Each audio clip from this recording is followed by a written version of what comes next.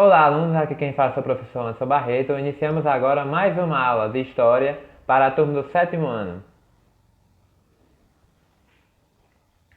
Na aula de hoje, nós vamos entender como foi a economia colonial, passando pelo ciclo do açúcar, passando pelo algodão, pelo tabaco, pela pecuária, várias atividades econômicas que existiram aqui no Brasil colonial e que geraram lucro em alguma consistência para a coroa portuguesa. Bom, passando pelo ciclo do açúcar, o objetivo principal da colonização portuguesa com a implantação da cana-de-açúcar era gerar lucros para a coroa, Era fazer com que a colônia americana fosse lucrativa, comparada com a América espanhola, Portugal tinha uma clara desvantagem, na questão do gerar lucros, A América espanhola tinha as minas de ouro e prata, que rendia muito dinheiro à coroa espanhola, enquanto na América portuguesa só se fazia o extrativismo do pau-brasil. Com a implantação da cana-de-açúcar, havia esse objetivo de procurar uma atividade econômica que pudesse gerar lucros para a coroa. Segundo motivo foi a necessidade de colonizar o território. Havia uma preocupação dos portugueses em manter sua posse, manter seu domínio sobre toda a extensão territorial da América Portuguesa. A gente já sabe que havia relatos de franceses e holandeses que tinham contato com os indígenas, que já haviam chegado à América Portuguesa e que faziam comércio, e que tinham relações comerciais com esses indígenas, sobretudo na questão do pau-brasil, na exploração do pau-brasil. Então havia um medo dos portugueses de perder parte desse território para essas outras nações europeias. Terceiro motivo, a cana-de-açúcar ela já era conhecida dos portugueses. A cana-de-açúcar já era uma planta que já havia sido colonizada pelos portugueses nas ilhas do Atlântico. Então, a implantada a cana-de-açúcar junto aos primeiros engenhos. Engenho, a gente fala engenho, é toda a estrutura utilizada para plantar a cana-de-açúcar, que eram as fazendas, para extrair o caldo da cana-de-açúcar, que era uma moenda, e fazer todo o processo de transformação do caldo da cana até o açúcar. Toda essa engrenagem utilizada era chamado de engenho.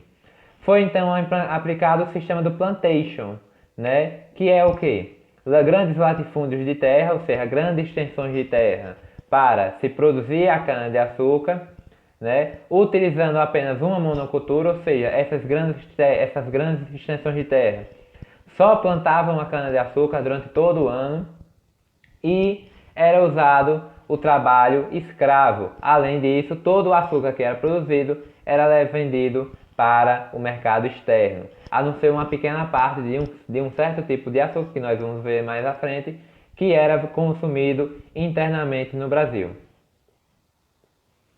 Aqui, a gente tem esse exemplo, que é a chamada moenda, onde você levava a cana-de-açúcar, você passava pela moenda e daí se extraía o caldo. Depois, haviam outros processos para transformar esse caldo em a cana-de-açúcar.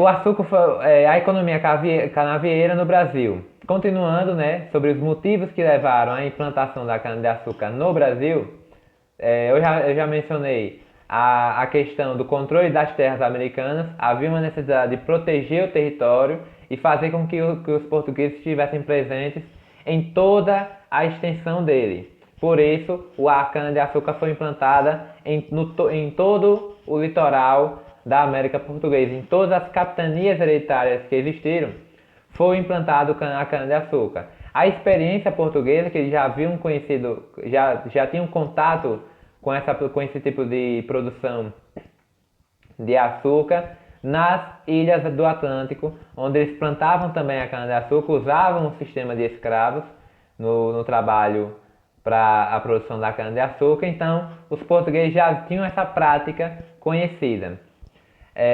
O açúcar foi implantado nas áreas de Minas Gerais, Espírito Santo, São Paulo e principalmente no Nordeste, que foi onde o território, o clima foi mais favorável à implantação da cana-de-açúcar. E por último, claro, o alto preço que o açúcar tinha na Europa, né? O açúcar tinha um preço caro, lembrando que naquela época as especiarias das Índias eram muito caras também, o que fazia com que o comércio com o mercado indiano ocorresse, né? Mesmo que fosse bastante caro para você levar um navio da Europa até o continente asiático. E o açúcar era a mesma coisa, né? Era um produto muito caro e por isso os portugueses tinham a vontade de produzi-lo aqui no Brasil. Bom, aí sobre o açúcar especificamente, nós vamos entender um pouco mais sobre a organização do engenho, né? E como era essa produção do açúcar. Haviam dois tipos de açúcar. O açúcar branco, que é o que normalmente as pessoas consomem. Esse era mandado para exportação, ou seja, vendido para a Europa. E o mascavo, que é um açúcar mais escuro, era vendido no mercado interno para os próprios colonizadores. O engenho era formado pela moenda, que é onde se extraía o caldo da cana-de-açúcar, a primeira fase. A casa da caldeira e da fornalha, que é onde se fazia o processo de cozimento do caldo. A casa de purgar, onde se colocava esse caldo grosso, né, para secar, e aí ele se transformava no açúcar cristalizado. E a casa grande, a senzala, né? A casa grande era onde ficava o dono do engenho ou o fazendeiro, né? A casa onde ele morava era normalmente chamada de casa grande. E a senzala era onde os escravos viviam, né? Lembrando sempre que boa parte do trabalho que existia nos engenhos de açúcar eram feitos por escravos, né? Principalmente na questão da produção da cana-de-açúcar. Em algumas funções específicas existiam trabalhadores livres, por exemplo, o chefe da caldeira, que é a pessoa que é responsável pelo cozimento, pela temperatura dos caldeirões da cana-de-açúcar, do caldo. Essa pessoa era um trabalhador livre, né, que tinha esse trabalho. Em outras funções também se havia a presença de trabalhadores livres, mas a sua grande maioria eram escravos utilizados na mão de obra dentro dos engenhos de açúcar. Aqui um exemplo de uma imagem que eu trago que é a moenda, onde vocês podem ver nessa imagem. Lá no fundo você tem a casa grande, né? As senzalas você vê um pouquinho mais à esquerda, e era esse o engenho, né? O engenho nada mais é do que uma grande fazenda. Às vezes algumas fazendas de cana-de-açúcar não tinham engenho, então eles faziam eles tinham uma amizade com os produtores de engenho, né, com os donos de engenho, para levar toda a cana-de-açúcar que era produzida nas fazendas para se produzir o açúcar nesses engenhos.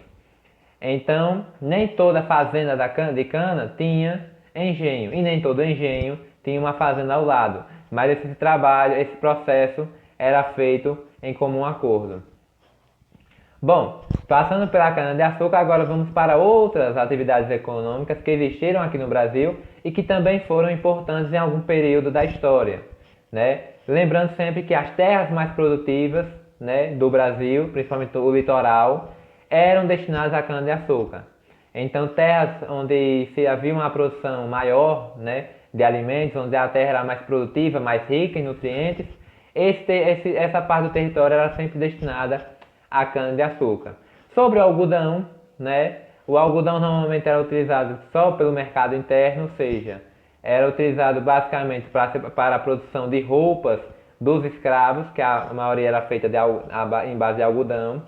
Mas a partir do século XVIII, com a questão da Revolução Industrial na Europa, principalmente partindo pela Inglaterra, e pela Guerra de Independência e de Secessão nos Estados Unidos, né, o processo de independência que ocorreu nos Estados Unidos fez com que os Estados Unidos, que era o principal produtor de algodão do mundo naquela época, parasse de produzir tanto algodão. E aí o mercado brasileiro conseguiu exportar esse algodão para a Europa, né, gerando maior lucro para essa economia no Brasil. Já no caso do tabaco, né, a produção sempre foi pequena, mas também era voltada para a exportação, visando a Europa e África, né? O tabaco tem uma questão especial porque ele era muito utilizado para o comércio de escravos com a África. Ele era muito usado para a troca, né, de escravos. As drogas do sertão, né, eram chamadas assim os produtos amazônicos, pau-cravo, castanha do Pará, cacau, guaraná, né, e os portugueses tiveram acesso a esses produtos quando adentraram o interior da colônia, né, através do rio Amazonas. Né. Havia a divisão clara do Tratado de Tordesilhas, que impedia que os portugueses acessassem parte do território espanhol, mas a partir do momento que os portugueses entraram no interior, eles começaram a explorá-lo e a consumir as drogas do sertão. Através desse comércio, né, feito com as drogas do sertão com a Europa, né, o comércio de especiaria das Índias acabou sendo abandonado. O comércio das especiarias nas Índias estava caindo e as drogas do sertão veio para substituir esse tipo de comércio com a Europa. Aqui nesse mapa a gente vê um pouco da divisão, né, de como era essa produção econômica aqui no Brasil. O algodão mais forte no Nordeste, a mancha vermelha, né, o pau-brasil se mantendo sempre importante na questão do litoral, a pecuária levando o gado para o interior, que nós vamos ver mais à frente, a mineração, que nós vamos ver no próximo capítulo, e as drogas do sertão, né, em toda a faixa da floresta amazônica. Né? Todas essas atividades, em algum momento, elas foram importantes para o Brasil porque elas levaram o colono do litoral para o interior, principalmente esse próximo item que nós vamos ver, que foi a pecuária. Os portugueses já usavam, né, o gado bovino, para a atração animal das moendas. Né? Em alguma imagem que nós já passamos aqui, nós vimos que os portugueses usavam o animal para movimentar a moenda. Além disso, era usada para o transporte de mercadorias, o transporte da cana-de-açúcar e do açúcar propriamente dito, e de outras mercadorias, o famoso carro de boi. Né? Contudo, né, com o passar do tempo, o gado ele foi sendo tirado do litoral, próximo à cana-de-açúcar, e forçado a entrar para o interior, né? Obrigando então aos produtores de gado levarem o gado, né, levarem sua criação para o sertão. Aqui uma imagem clara de um carro de boi, muito utilizado para o transporte de cana-de-açúcar, do próprio açúcar, de outras mercadorias dentro da economia colonial. Os criadores então usavam muito o leito do Rio São Francisco para facilitar o deslocamento. Né? Através do rio, eles conseguiam acessar algumas áreas do território da colônia que eram propícias para a criação do gado. Os vaqueiros recebiam salários, além de alguns direitos. Né? Por exemplo, uma parte dos bezerros que nasciam eram do vaqueiro. Né? Isso era uma forma de pagamento e uma forma de estimular, né, o vaqueiro a trabalhar dentro das fazendas, no interior principalmente. E o uso do couro, a última questão que eu queria colocar, né, o uso do couro era comum dentro dessa comunidade, uma comunidade que acabou sendo levada, né, para o interior. Não havia outros meios de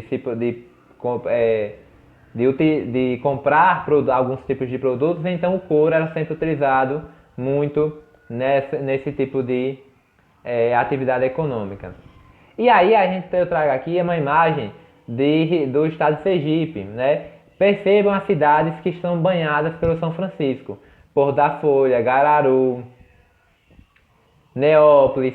Né? Várias dessas cidades elas foram utilizadas como locais para a criação de gado. E algumas delas só existem hoje, principalmente por causa da criação do gado. O gado sempre sendo levado pelo Rio São Francisco até o interior. Bom, pessoal, essa é a aula de hoje, uma aula rápida sobre as atividades econômicas. Até a próxima aula.